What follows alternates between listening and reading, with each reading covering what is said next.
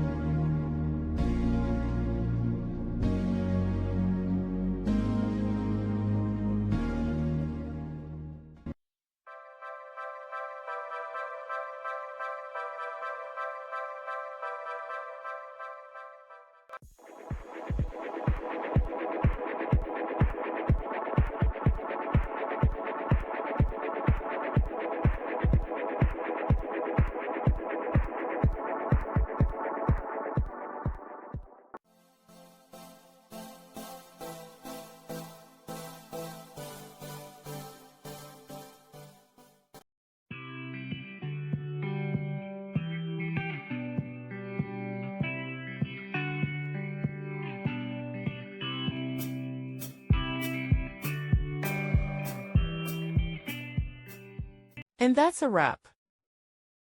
I hope you found the answer you were looking for. If you did, take a second to hit that subscribe button. It really helps out. And let me know in the comments which solution worked best for you.